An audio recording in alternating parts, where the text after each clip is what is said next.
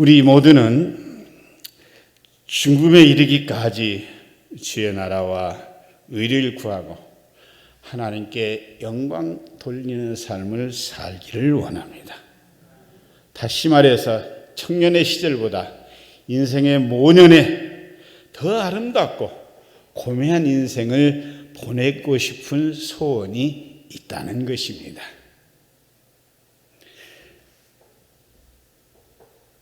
세월이 흐르다 보니까 아마 모두가 가지는 공통적인 생각이겠지만 오늘 여기 14절 말씀처럼 참 멋진 삶을 살고 싶다. 유종의 미를 거두고 주님 앞에서 상을 받고 싶다는 생각이 많아집니다. 또 육체가 쇠하여지면서 내 몸에 진액이 닿지 않고 젊음을 유지했으면 더욱 좋겠다는 바람을 가지고 삽니다. 또 주름살은 들어가고 흰 머리는 볼품없이 되었지만 내 삶의 자취를 돌아볼 때, 또 지금의 삶을 평가해 볼 때 참 청청했으면 좋겠다라는 꿈을 갖고 사는 줄로 압니다. 그런데 오늘 우리가 읽은 말씀 가운데는 우리 성도들에게는 이 같은 삶을 살 것이라고 약속해 줬습니다. 12절에 보면 의인은 백항목같이 번성하고 여전히 결실하고 진액이 풍족하며 빛이 청청한 삶을 살게 될 것이라고 이렇게 약속해 주셨습니다. 그렇다면 여기 성경에서 말하는 의인은 누구일까요? 물론 도덕적으로, 윤리적으로, 상식적으로 깨끗하고 합당한 사람일 수도 있습니다. 그러나 성경에서의 의인은 대개 부족하지만, 모자라지만, 갖춰져 있지 않지만 자기 자신을 하나님 앞에 낮은 자로, 부패한 자로, 타락한 자로 인정하면서 늘 하나님을 더욱 알기를 힘쓰고 그를 닮아가려고 하고 그의 발자취를 따라가고자 애쓰는 사람을 가리키고 있습니다. 그러니까 곧 이 밤에 이 헌신 예배를 주관한 우리 1, 2 남녀교회와 성도님들 모두는 이런 측면에서 보면 아주 위대한 사람들이요, 의인들이십니다. 그렇다면 이 의인들에게 약속한 삶을 우리도 살 수 있다는 것입니다. 제가 소개하는 사람들이 우리보다 결코 우수한 사람들이 아닙니다. 삶의 자취를 더듬어 보면 우리보다 좋은 자국을 남긴 사람들은 아닙니다. 또 환경이나 조건이 우리보다 월등히 우수했던 사람들도 아닙니다. 그럼에도 불구하고 우리 하나님께서는 그들을 의롭다고 하시고 그들의 인생이 청청하도록 만들어 주셨다는 것입니다. 그 대표적인 사람이 우리는 모세를 들 수 있습니다. 오늘은 제1, 2 남전도 헌신임에서 연세가 많은 분들을 한번 이렇게 제가 추적해 봤습니다. 모세가 청년 때에는 참 화려한 생활을 했습니다. 그리고 그 시기에 어머니로부터 자기가 히브리인이라, 곧 유대인이라는 사실을 깨닫고 자기 민족이 학대받고 성을 쌓는 일에 곤욕을 치르는 것으로부터 해방시키고 싶었습니다. 그리고 애굽 사람들에게 짐승처럼 여김을 받고 짓밟히는 자기 민족을 구원해야겠다는 열정을 가지고 살았습니다.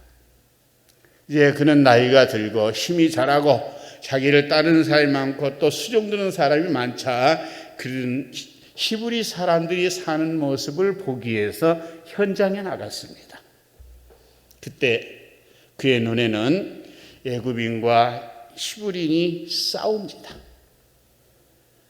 거기서 보니까 아마 히브리인이 좀 맡고 있었던 것 같아요. 그러니까 유분감이 쏟아가지고 돌로 들어서 애굽 사람을 쳐 죽입니다.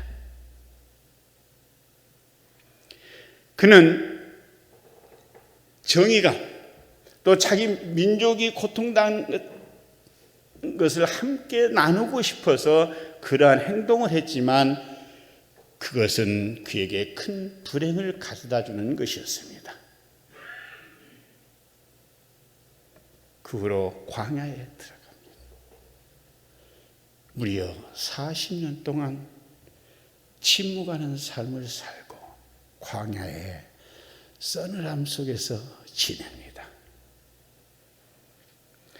출애굽기 3장에 보니까 이때 하나님께서 모세를 부르십니다. 그리고 소명을 주십니다. 내가 저 핍박받는 내 민족들을 구원하라고 하십니다. 그러니까 출애굽기 3장 11절에 보니까 그가 금세 내뱉는 말이 있는데 뭐냐면 내가 누구 간데 누구 이기에 그렇습니다. 이 말 속에는 주님께서 나에게 정말 귀한 사명을 주시지만 저로서는 그 일을 감당할 수가 없습니다. 그 위대한 일을 해낼 수 있는 사람이 아닙니다.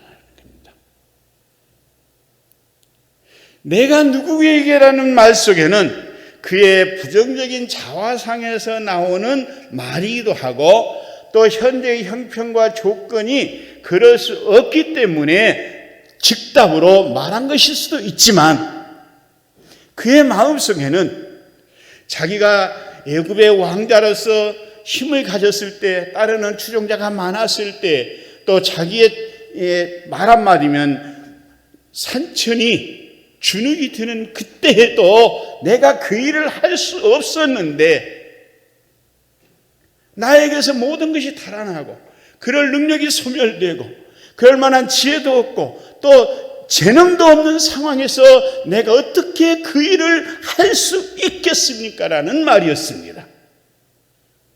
내가 누구에게라는 말은 하나님께서 나에게 좋은 환경을 주셨고 또 나를 경호하는 사람들도 있고 내가 타는 좋은 수레가 있었고 내 말 한마디면 산천이 진동하는 그때에도 내가 그 일을 할 수가 없었는데 지금 내가 80이 돼서 어떻게 그 일을 할 수 있단 말입니까? 라는 것입니다. 모세는 그때까지만 해도 하나님의 일이 자기 민족을 해방하는 것이 힘이 있어야 한다고 생각했습니다. 따르는 군사가 많아야 된다고 생각했습니다. 그리고 다른 사람이 갖지 못하는 어떤 권능이나 특별함이 있어야 한다고 생각했습니다. 그런데 지금 자신의 모습은 어떤 모습입니까? 친구가 양들입니다. 자기 몸에서는 진한 향수 냄새가 나는 것이 아니라 양의 냄새, 죄송합니다. 양의 배설물 냄새만 나고 있습니다. 또 나이도 80이나 됐으니 모세가 120까지 살았으니 인생 3분의 2가 전문 시대였습니다. 그리고 많은 군사를 일으켜서 그 민족을 데리고 가려면 물질이 있어야 하는데 그는 처가살이하면서 겨우 끼니만 입고 있는 형편입니다. 가는 길에 적군으로부터 침입을 받으면 싸울 무기가 있어야 합니다. 또 먹일 양식이 있어야 합니다. 그런 것이 하나도 없는 상황에서 내가 어떻게 그 일을 할 수 있습니까? 라고 했습니다. 그러니까 모세가 젊었을 때에는 하나님의 일도 하나님이 바라시는 것도 또 이 땅에 의라는 것을 펼치기 위해서는 뭔가 갖추어야 된다고 생각했어요. 힘이 있어야 한다고 그랬습니다. 그 일을 해낼 만한 역량이 있어야 된다고 생각을 했던 것입니다. 그런데 지금은 내가 누구이기에 이러한 것들이 다 바람처럼 날아가 버린 상태에서 나는 그 일을 절대 할 수 없다는 것입니다. 이 말 속에는 내가 젊었을 때, 환경과 조건이 좋았을 때, 권세가 있었을 때도 못한 일인데 지금은 연약한 상태에 있기 때문에, 가장 낮은 자리에 있고 인생의 말미에 처한 자이기 때문에 그 일을 할 수 없다는 겸손함과 함께 지금 명령하는 당신이, 곧 하나님이 저와 함께 해줄 때야만이, 하나님의 손에 붙들릴 때야만이, 하나님께서 권능으로 인도해 주셔야만이 나는 내 민족을 구원할 수 있다고 고백하는 것입니다. 그 마음을 우리 하나님은 꿰뚫어 보셨어요. 시편 139편에 보면 우리 하나님 뭐래요? 우리의 형질까지 지으신 분이라 우리의 중심에 그것을 알아요. 모세가 내가 누구의 일이라는 말을 할 때 그가 사양하는 것이 아니라 자기가 살아온 경륜에 비춰볼 때, 보편적인 상황, 상식적으로 볼 때 나는 그 일을 할 수 없는 사람인데 당신, 곧 하나님이 나와 함께 해주시면 할 수 있다는 긍정적인 의미의 표현이기도 한 것입니다. 그러자 그 말을 듣자마자 우리 하나님이 뭐라고 합니까? 출애굽기 3장 12절에 보면 내가 너와 함께 하리라. 할렐루야. 내 힘으로는 할 수 없다. 그래, 젊었을 때 너는 이 지혜도 모자랐고 그냥 혈기에만 젖어 있었고 눈앞에 보이는 방식대로 해서 많은 실수를 했는데 이제 내 마음속에 내 힘으로 안 되는 것을 알고 하나님만이 하실 수 있다는 고백을 하는 것을 보고 내가 너와 함께 해주겠다고 그랬어요. 그러면서 어떤 이야기를 하냐면은 이제 3장 13절 이후로 쭉 보면 아브라함의 하나님, 이삭의 하나님, 야곱의 하나님, 조상적부터 같이 있었던 내가 너와 함께 해주겠다는 것입니다. 모세의 마음속에는 조상적 때부터 함께 해주셨던 하나님이 나와 함께 해주시면 할 수 있다는 믿음이 있음을 보시고 마음속에 우리 하나님은 그 약속을 하고 반주시켜 준 겁니다. 그리고 모세가 또 말합니다. 나는 말을 잘 못해요. 그럽니다. 그래, 내 형 아론이 있지 않느냐. 또 3장 22절 23절에 보면 우리 하나님께서 쓸 물질까지 약속을 합니다. 너희가 애굽에서 나갈 때 애굽의 모든 기중품을 다 가지고 가라 그랬어요. 이 모세는 몇 번 부정을 하다가 하나님께서 자기와 함께 해주시겠다고 약속하신 것을 듣고 또 조상적부터 함께 해주신 하나님이 자기의 하나님이라는 것을 확신하고 그는 자기 백성을 이제 구원하러 갑니다. 그러니까 모세의 위대한 신앙은 어디에 있느냐? 젊었을 때의 그 자기 힘으로나 능력으로 하려고 했던 신앙을 포기하고 이제는 하나님만이 하실 수 있다는 신앙의 고백을 했을 때 우리 하나님이 그와 동행해 주시고 광야 40년 동안 그에게 여호와됨을, 주님의 이름을 선포하도록 하기 위해서 가진 능력과 이적을 행해 주셨던 줄로 믿습니다. 오늘 우리 제1, 2 나중대 우리 성도님들은 지금 모세와 같은 고백을 하고 싶을 거예요. 젊은 때 자기의 모든 기력을 들여서 충성하는 것도 아름답고 받은 지혜를 들여서 충성하는 것도 아름답지만 우리가 신앙생활하면서 쌓아온 경륜, 하나님이 나와 함께 해주셨던 일, 나의 기도에 응답해 주셨던 일, 정말 하나님의 영광을 목표로 하고 했을 때 난관이 있었지만 그때 주님을 의지했을 때 주님이 얼굴을 내미셨던 일들을 경험 삼아서 하나님 앞에 충성하노라면 모세처럼 이 땅에 어둠에 있는 영혼들을 그리스도께로 인도하고도 남음이 있을 줄로 믿습니다. 그리고 모세에게는 어떤 의의가 있었느냐 하면 민수기 12장 3절에 보면 세상에서 가장 온유한 자라 그랬어요. 그러니까 나이가 많아서 자기 백성을 이끌어가는 그 모습을 보고 저가 세상에서 가장 온유한 자라고 그랬어요. 젊었을 때의 모세는 어떤 사람이었어요? 혈기가 많았죠. 그 왕자 채통이 있지 어떻게 싸운다고 데려와가지고 술에서 내려가지고 돌로 쳐 죽일 수가 있겠습니까? 자기를 다스리지 못했어요. 자기 관리가 잘 안 되는 사람이었어요. 쉽게 화나고 쉽게 웃고 쉽게 울고 또 입에 거치는 대로 말도 하고 그랬던 사람입니다. 그리고 남의 불의를 보면 의랍시고 분노하던 사람입니다. 그러는 그가 자기 백성들을 이끌고 가는 모습을 보십시오. 이제 가서 열 재앙을 베푸는 동안 이스라엘 백성들이 자기들이 흥이기는 일, 벽돌 굽는 일, 성을 사는 일이 더 가중되니까 모세를 향하여서 원망을 막 계속 품어댑니다. 그러죠? 그때 모세가 화를 냈습니까? 아닙니다.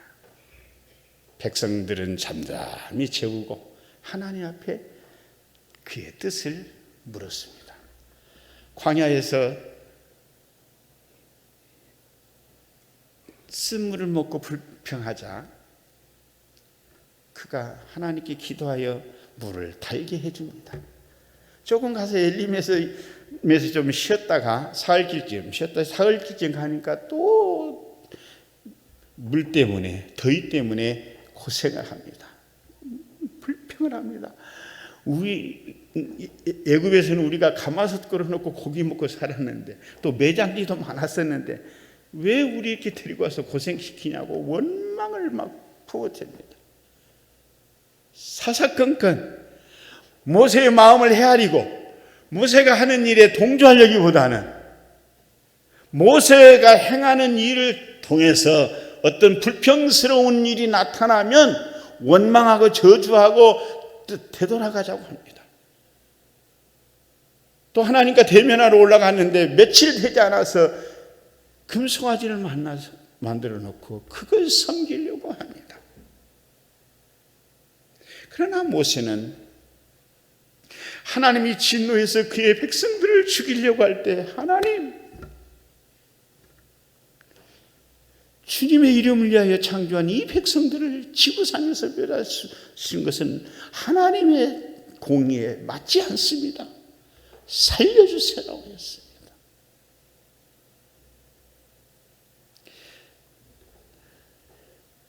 노인의 가치는 바로 이런 온유함에 있지 않는가 이렇게 생각을 합니다.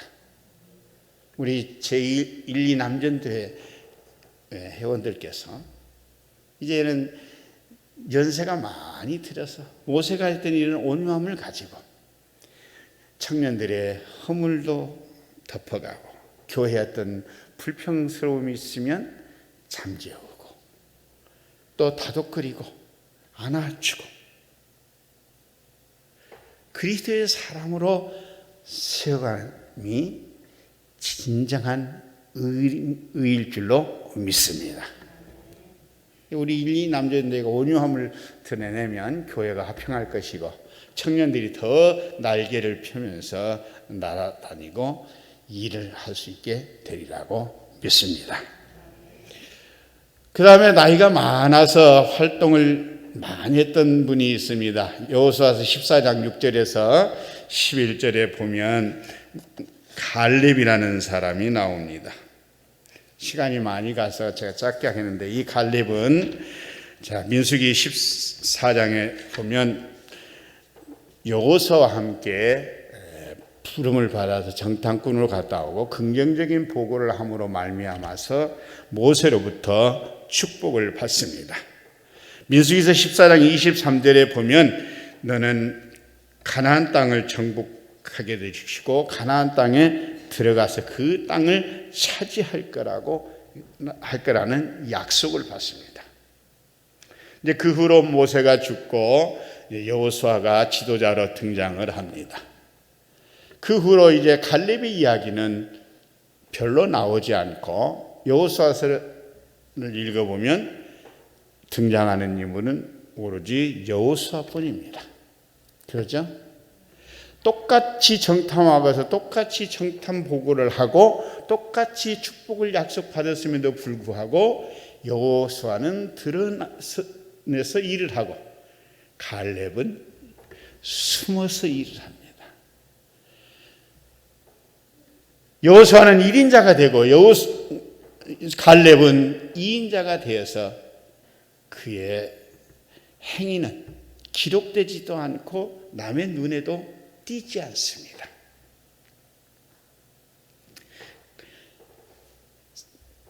교회 안에서 2인자의 삶이 참 어렵습니다. 그러죠?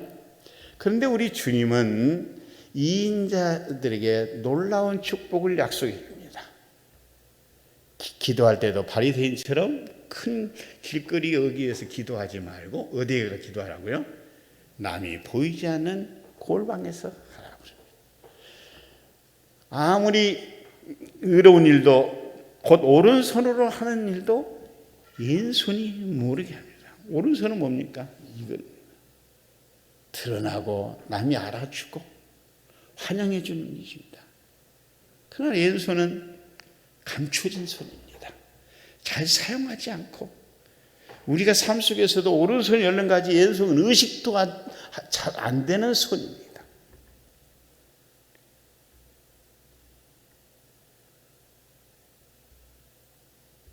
그런데 이 갈렙은 40세에 모세 앞에서 똑같이 부름을 받았고 이제 광야 40년을 지나서 애굽을 정복한 5년 동안, 그러니까 45년 동안 도합 85세 이르기까지 여호수아의 이름만 드높이는데 일조하고 도와주고 자기는 늘 2인자로서 그림자처럼 살았습니다.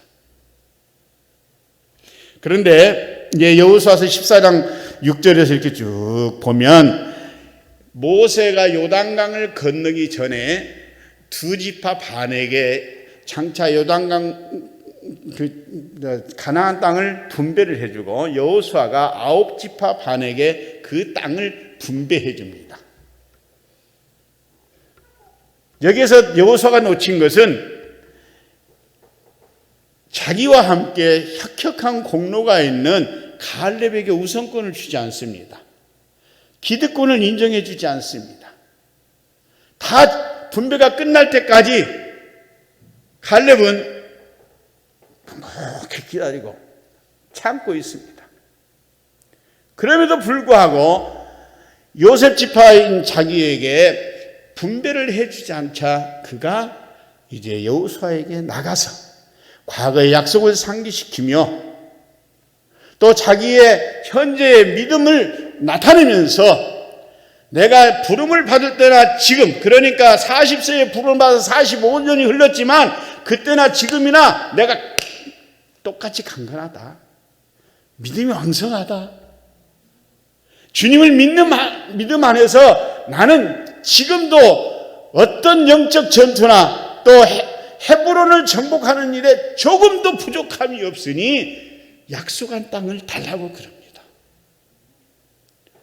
이 산지를 주셔서 유명한 복음서가 있는데 헤브론 산지를 달라고 하는 것입니다.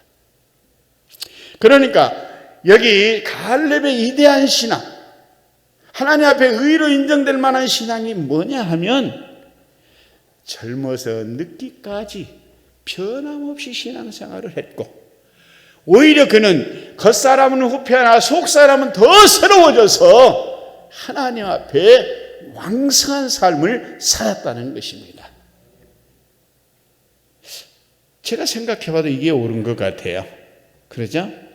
연세가 많을수록 경륜도 쌓이고 하나님과의 관계 속에서 여러 가지 체험도 하고 기도의 응답을 받았기 때문에 믿음이 더 굳건해지고 확신이 넘치는 것이 저는 옳지 않은가 이렇게 생각을 합니다. 비록 우리 1, 2 남전도 회원 여러분들께서 겉사람은 많이 후피하셨을 줄로 압니다. 그러나 속사람은 더 새로워져서 갈렙처럼 나이에 구애받지 않고 하나님께서 내게 어떤 목표만 정해주시고 내가 달려가야 할 향방만 환히 비춰주신다면 나는 그 일을 능히 해낼 수 있고 그리스도 안에서의 험악한 산지를 정복할 수 있다는 믿음을 가지시고 전진하시기 바랍니다. 헤브론은 어떤 땅입니까? 산악이 아주 험악한 땅입니다. 그리고 끝부분에 보면 뭔가 헤브론에는 누가 살았느냐면 아낙 자손, 거인들이 살았다고 그랬어요. 85세 된 노인이 그 험악한 산지를 가서 전쟁하는 일도 어렵지만 거기에 사는 거인들과 상대해서 싸운다는 것은 너무너무 힘겨운 싸움입니다. 그럼에도 불구하고 그는 광야 40년 동안 하나님이 그들의 백성들과 어떻게 함께 했으며 어떻게 먹이셨으며 또 대적과 싸워서 승리했고 또 하나님이 미리 왕벌을 보내서 가나안을 전부 이렇게 점령하게 하셨던 것처럼 헤브론 산지도 능히 그렇게 할 거라고 믿었던 것입니다. 그러니까 연세는 많아질지라도 믿음은 오히려 갈렙이 고백합지 오히려 더 강건해지는 우리 남전도 회원들이 되셔서 모년을 멋지게 장식하시고 후배들로부터 추앙받고 존경받는 어르신들이 되시기를 주의 이름으로 축원합니다. 마지막에 누가복음 2장에 보면 안나라는 여인이 나옵니다.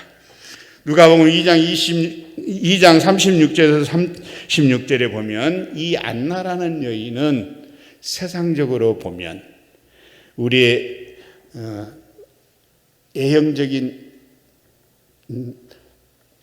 형편을 따져보면 매우 불행한 여인입니다. 결혼한 지 7년 만에 어쨌다고 그랬어요? 남편과 사별을 했습니다. 그때는 결혼을 좀 일찍 한 때였으니까 한 30세 전후가 됐겠죠. 그랬는데 그가 예수 그리스도가 구주이심을 찬미했던 나이가 몇 살이냐면 84세 때입니다. 안나가.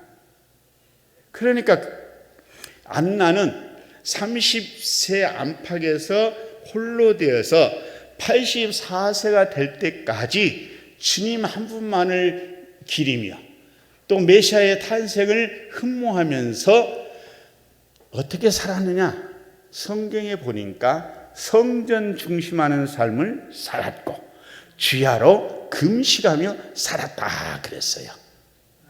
그런 그가 이제 마구간에 태어나신 그 예수님이 메시아라는 것, 인류를 구원하시기 오신 그리스도라는 것을 찬미합니다. 우리 제1, 2 남전도 회원들께서도 정말 연세가 많지만 주님을 찬미하는 일에 으뜸이 되시기 바랍니다.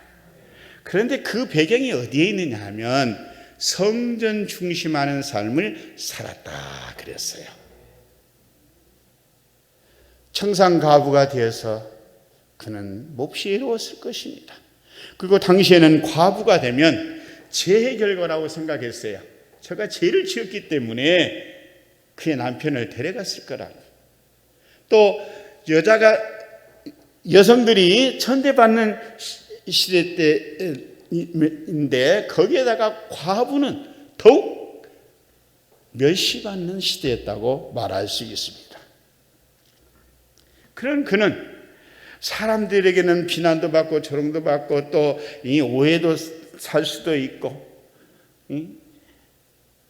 내세울 만한 것이 없어서 얼굴 바짝 세우고 한번 출입 한번 할 수 없는 상황이었지만 그는 늘 하나님의 성전에 가서 살았다고 그랬습니다. 성전에 가서 살았다는 말은 봉사를 했다는 말이요, 성전의 어두운 곳을 그가 다 이렇게 돌아다니면서 치웠다는 얘기요.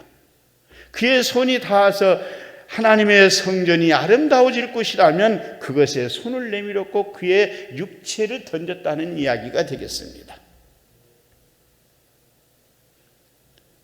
연세가 많으신 우리 제1, 2 남전도 회원 여러분들이요, 저도 요새는 그냥 틈만 있으면 걷고 운전하려고, 운동하려고 그럽니다. 집에서 운동 삼아서 쓱 오셔서 떨어진 휴지, 더러워진 교회 마당, 또 거치장스러운 데 있으면, 또 조금만 뭐 좀 준비하다가 내가 닦으면 윤이 날 만한 일이 있으면 그 일을 하시면 참 멋질 것 같아요. 근데 그보다 더 중요한 것이 있는데 뭐 하느냐면 기도하는 일을 했다 그랬어요. 오늘날 한국교회에 가장 필요한 것은 기도이고, 또 가장 먼저 회복시켜야 할 일이 있다면 저는 기도하는 일이라고 생각합니다.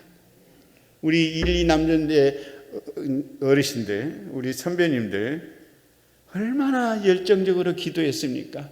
기도원에 가서 기도하고, 또 이른 새벽에 기도하고, 금식하면 기도하고, 교회가 떠나가도록 울면서 기도했던 기억들이 있으실 것입니다. 교회는 유능한 지도자도 필요하지만 그 유능한 지도자가 하나님의 일을 마음껏 행할 수 있는 눈물이 필요합니다. 무릎이 필요합니다. 보이지 않는 곳에서 상한 마음으로 그 교회 담임 목사님과 또 리더들과 각 기관장들과 또 우리 청년들과 자라나는 세대들을 위한 눈물이 필요한 것이 교회입니다. 그 일을 누가 가장 잘할 수 있습니까? 바로 우리 아버님들, 연세 많은 어머님들입니다.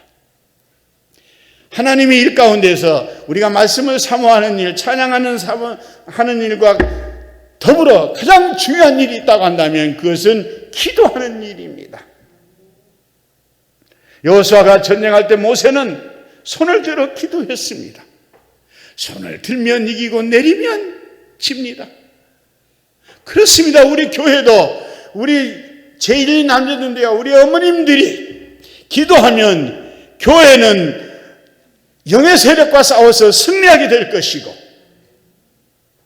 곳곳에 많은 부서들에서 좋은 소식들이 들릴 것이고, 많은 열매를 맺고 있다는 희소식이 들릴 것입니다. 교회는 말씀의 터 위에와 함께 기도의 터 위에 세워진다고 생각을 합니다. 84세까지 안나가 성전 중심하는 삶을 살고 기도하는 일에 힘썼던 것처럼 이제 우리 아버님들이, 우리 어머님들이 남은 생애 동안 성전의 한 모퉁이에서 기도한다면, 그러나 오시기가 힘들면 골방에서라도, 아니 힐체를 밀면서라도, 병석에 누워서라도 나를 사랑해 주신 주님 앞에, 그가 피 흘리신 교회를 위하여, 자라는 세대를 위하여 기도한다면 많은 결실들이 맺어질 것이고, 이것이야말로 진액이 풍족한 삶을 사는 것이고 진정으로 청청한 삶을 사는 것인 줄로 믿습니다. 이제 말씀의 결론을 내리려고 합니다. 우리 김영석 교수가 103세 된 노년이 가장 아름답다고 그랬습니다. 아까 우리 회장님 기도하시는데, 지금까지는 우리가 험산줄령은 넘는 삶을 사느라고 하나님 앞에 성도다운 삶을 살지 못하는 경우가 많이 있었고, 또 일을 한다는 것이 오히려 일을 만들었을 때도 있었을 것입니다. 그러나 우리 연세 많은 어머님, 아버님들이 우리는 할 수 없어도 주님은 할 수 있습니다라는 믿음의 고백을 하면서 우리 신창동 교회 안에 하나님이 동행해 주실 것을 위하여 기도하고, 비록 육체는 쇠하겠을지라도 날마다 우리의 신앙은 새로워지고 강건해진다면 자라나는 세대들이 본받아서 영적 전투에서 승리하게 될 것이고, 또 교회에 가장 각색의 사업이 많이 있는데 그를 일을 통해서 하나님의 일이 이루어지기를 위해서, 하나님의 영광이 드러나기를 위해서 하나님의 자랑되어지기를 위해서 열심히 기도하라면 가장 청청한 삶을 사는 것이, 가장 청청한 삶을 사는 것일 줄로 믿습니다.